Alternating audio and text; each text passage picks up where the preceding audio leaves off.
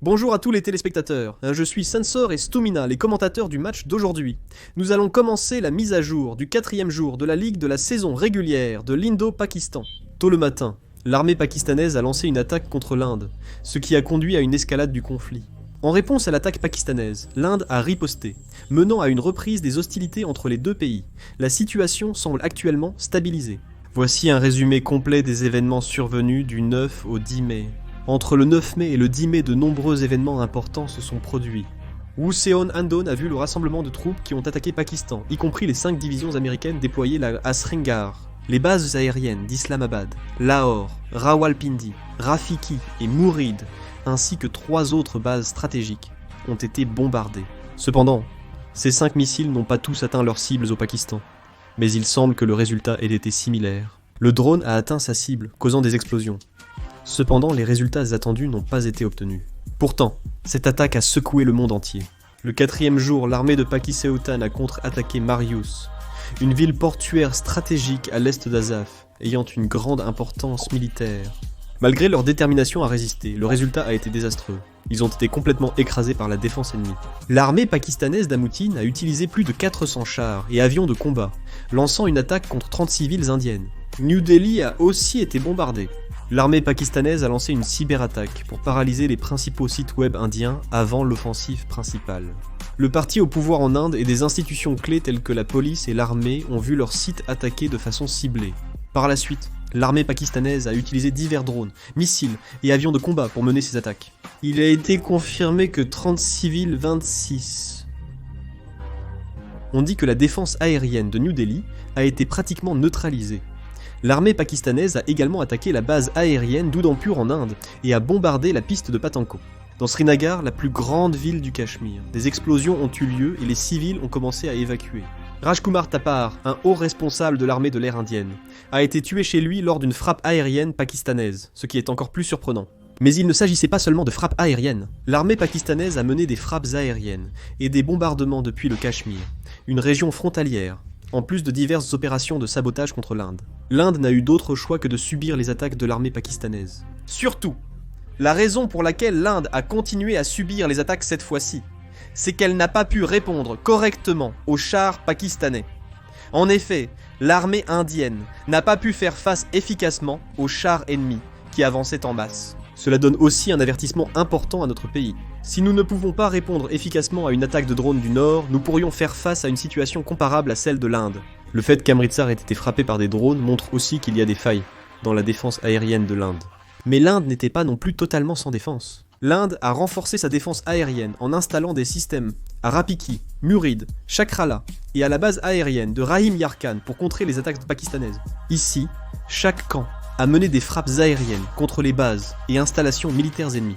Dans ce processus, le Pakistan a également subi de lourdes pertes. Des avions de ravitaillement en vol ont également été attaqués et détruits, selon des rapports. Dans cette situation, l'armée de Machi semble avoir avancé en ligne droite vers le front. Cependant, à cette époque, un autre pays captivait l'attention mondiale, les États-Unis. Les États-Unis ont alors renforcé leur sécurité pour empêcher les 36 pays de l'Inde et du Pakistan de se rapprocher, tout en maintenant la pression diplomatique pour contenir directement ces deux pays avec une attitude conciliante. Ainsi, un cessez-le-feu officiel a été instauré sur la ligne de front vers 5 heures du matin. Malgré une attaque pakistanaise quelques heures après le cessez-le-feu qui a failli le rompre, la situation semble maintenant stable. Cette guerre nous a beaucoup appris sur la défense de notre territoire et l'utilisation efficace des drones.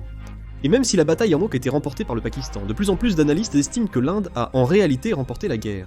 Durant ce conflit, le Pakistan visait principalement à couper les lignes d'approvisionnement indiennes au Cachemire.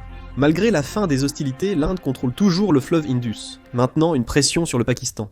Cela affecte considérablement l'agriculture et l'économie pakistanaise. Actuellement, 80% de l'économie pakistanaise et 93% des installations d'irrigation du Pakistan dépendent directement du fleuve Indus. En tant que source d'eau de l'Indus, plus de 150 millions de personnes en dépendent, sur une population totale d'environ 255 millions d'habitants au Pakistan.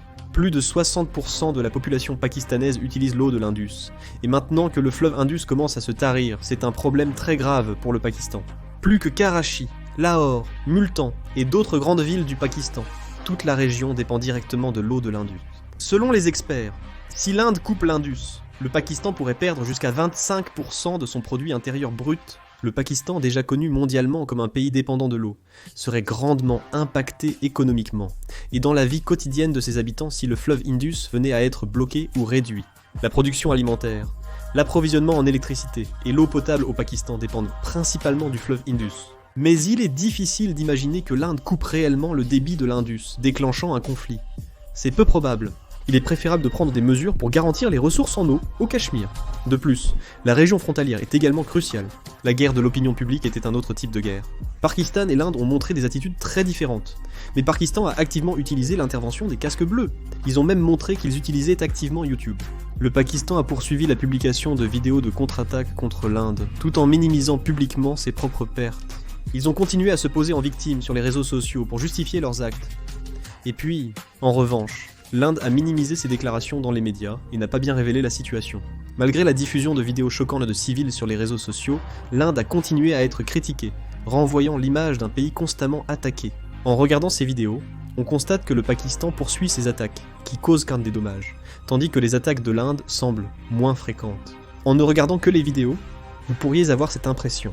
Grâce à sa guerre défensive persistante, le Pakistan a pu prendre l'avantage dans ce conflit.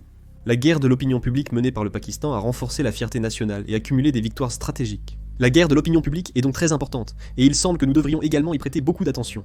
Alors, comment cette guerre va-t-elle évoluer à l'avenir ? Actuellement, la situation est relativement calme, avec un cessez-le-feu en place. Cependant, les affrontements sporadiques à la frontière du Cachemire semblent devoir continuer.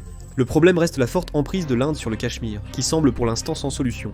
La situation au Pakistan devrait donc encore se détériorer à l'avenir, mais son évolution reste à surveiller.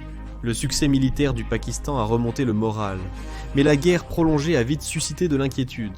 Cela a renforcé la confiance en l'armée pakistanaise, mais des conflits entre l'armée et le gouvernement pourraient s'intensifier au Pakistan à l'avenir. Pensez-vous que l'offensive indienne contre le Pakistan va continuer ? Laissez vos avis en commentaire, on vous tiendra au courant dans nos prochaines vidéos. Merci.